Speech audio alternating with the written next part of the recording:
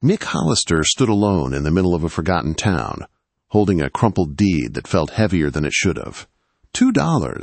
That was all it had taken to buy every building, every street, every broken dream left behind in this place. The wind moved through empty doorways and rattled loose boards like the town was breathing again after a long sleep. Nothing about it felt right. The buildings were still standing. The roofs had not collapsed. The wells still held water. Yet no one had lived here for more than 10 years. Nick was 52 years old, tired in his bones and running out of chances. He had come here with only one companion, a stubborn brown donkey named Copper. Copper had carried his tools, his food, and the last of his hope across 50 miles of dry land. Nick trusted that donkey more than most people he had known. On the first night, Copper refused to drink from the main well in the center of town. No matter how thirsty he was, he pulled back and brayed until Nick gave up. Instead, Copper kept dragging Nick behind the old bank building, pawing at the dirt like his life depended on it. Nick thought it was strange, but animals were strange sometimes. By the third morning, it stopped feeling like instinct and started feeling like a warning. Each day, Copper dug at the same patch of ground behind the bank. Each night, Nick covered the hole before sleeping, and each morning, when the sun rose, Nick found fresh footprints around that exact spot. Boot prints, deep and clear in the dust. They were not his. Nick knew one thing for certain. He was the only man for 50 miles in any direction.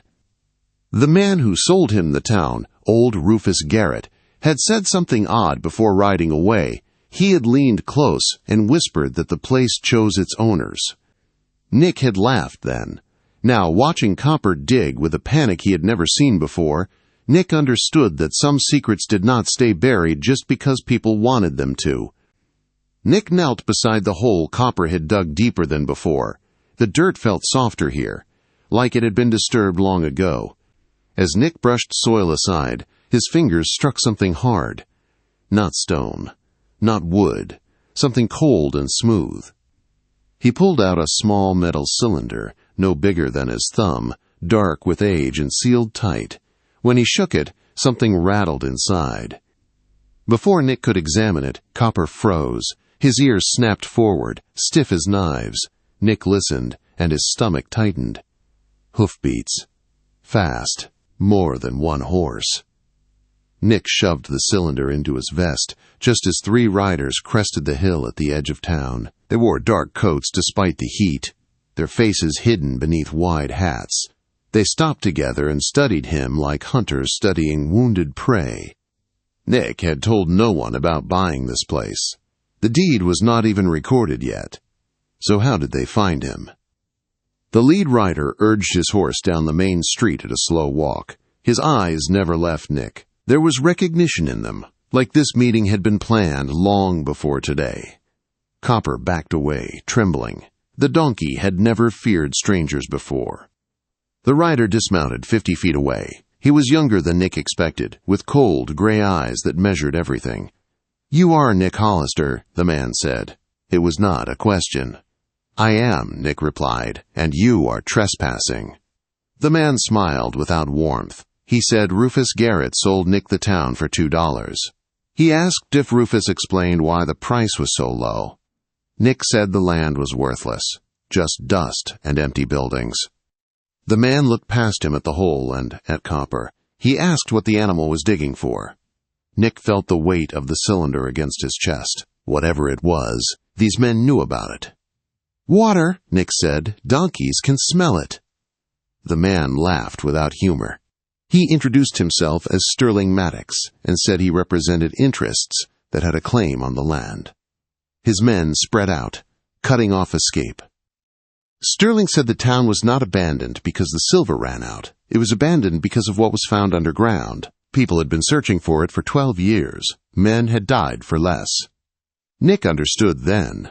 They had waited for someone else to buy the land, someone expendable. When Sterling ordered his men to search the hole and found nothing, his eyes hardened. He ordered Nick searched. Before they reached him, Copper bolted down the street, braying in panic. The men turned. Nick dove behind the bank's water trough and pried open the metal cylinder with shaking hands. Inside was a rolled paper, a hand-drawn map. At the bottom were words that made his blood run cold. Federal Reserve Transfer, September 12, 1893. $200 million in gold certificates. Physical gold stored on site. Nick barely had time to breathe before the sound of horses returned. Sterling had Copper roped. He called out, calm and deadly, saying he believed they each had something that belonged to the other. Nick folded the map and stood up. He had reached the moment where hiding was no longer an option.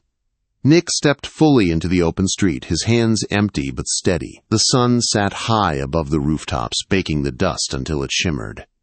Sterling Maddox stood beside his horse, one hand gripping Copper's rope, the other resting near his gun. His men spread wider now, boots slow, eyes sharp, closing the space around Nick without rushing. They had done this before. Nick spoke first. He said he would tell Sterling exactly what he found if Sterling let him and the donkey leave alive. Sterling laughed and said Nick was not in a position to bargain. Nick raised the metal cylinder so it caught the light. The laughter stopped. Sterling's eyes locked onto it with hunger so raw it frightened Nick more than any gun. Nick said he had worked 20 years for the railroad. He said he knew what federal transfer stations looked like. This town had been a temporary depot during the bank panic of 1893. The railroad route changed at the last moment. The gold never moved. It was buried and forgotten. Sterling listened without blinking. When Nick said the amount was $200 million in gold certificates, one of the men swore under his breath. Sterling asked how much that was worth now. Nick told him the certificates were worthless paper, expired long ago. For a moment, hope flickered in Nick's chest. Then Sterling smiled. He said gold did not expire. The paper only pointed to the bars that still held value, bars worth billions now. Nick felt the truth hit him like a blow to the ribs. The danger had not passed. It had only grown. Before Sterling could force Nick to reveal the exact spot, one of the men shouted from near the bank. He had found fresh ashes. A campfire no more than 3 days old. Someone else had been watching the town. Sterling admitted it. They had been monitoring the land since Rufus put it up for sale. They needed a new owner to dig without raising attention. A curious donkey and a broke rancher made perfect cover. Copper had known. He had smelled the men on the well water and refused to drink. He had tried to warn Nick the only way he could. Sterling told Nick the truth. He was going to help them dig. If he refused, he would be buried in the same hole. By sunset, more men arrived. 8 in total. They brought shovels, rope, and crates.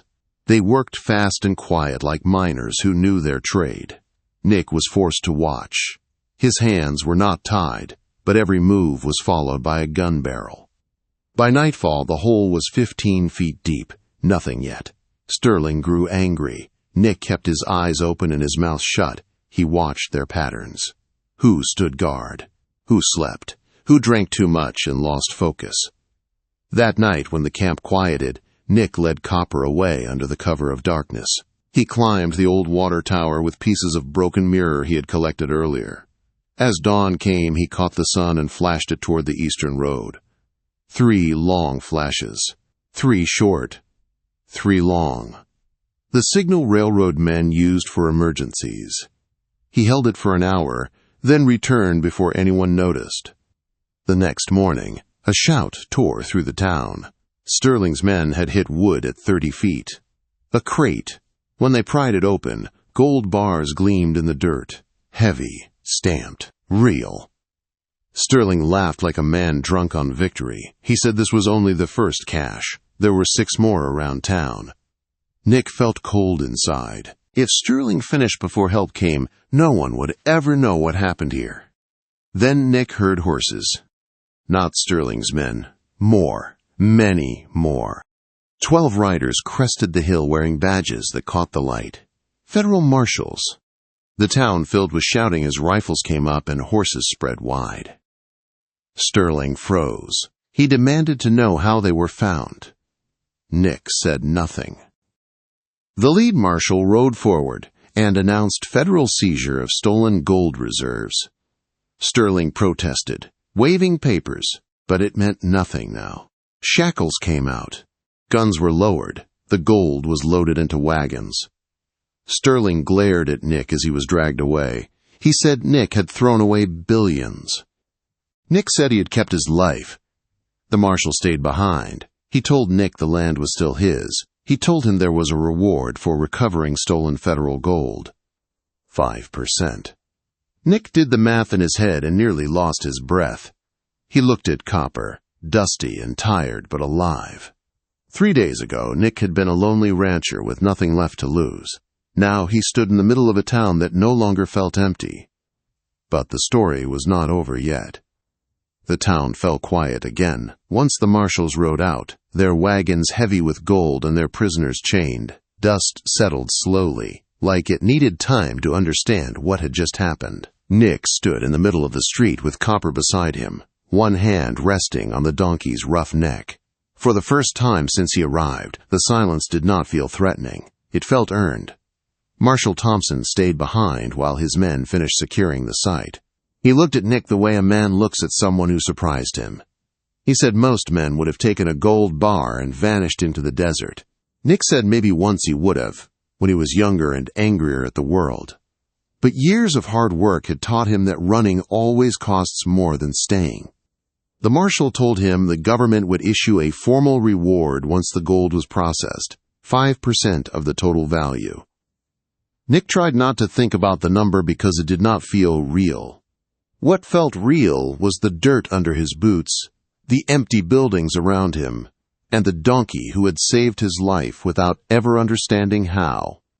Sterling Maddox was led away last. He turned once and looked back at Nick with a face full of hate and disbelief. He said Nick was a fool for choosing honesty over power. Nick watched him disappear down the road and felt no regret. Power taken by force always demands more blood. He had seen enough of that in his life. When the marshals were gone, Nick walked the town slowly. He opened doors that had been shut for years, a schoolhouse with broken windows, a small church with benches still upright, a general store with shelves waiting to be filled again. This place had not been dead. It had only been waiting. That night, Nick slept without fear for the first time since arriving. No mysterious footprints appeared by morning. No distant riders. Just the sound of wind and Copper chewing calmly beside the fire. Weeks later, the official papers arrived. The town was legally his. The reward was real. More money than Nick had ever imagined. Enough to change not just his life, but many others. Nick did not leave. He hired men from nearby ranches. He paid fair wages. He rebuilt the well and cleaned it properly. Travelers began stopping again. Then families. Then children. The schoolhouse reopened. The church bell rang for the first time in decades.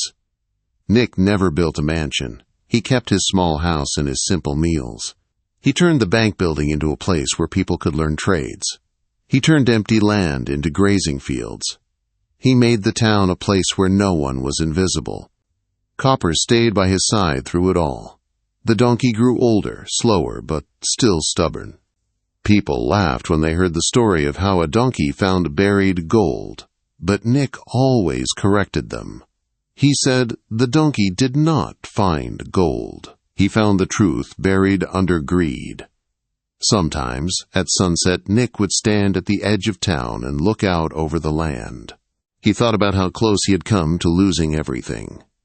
He thought about Rufus Garrett and the choice he had made to wait for the right man instead of digging himself. $2 had bought him a ghost town.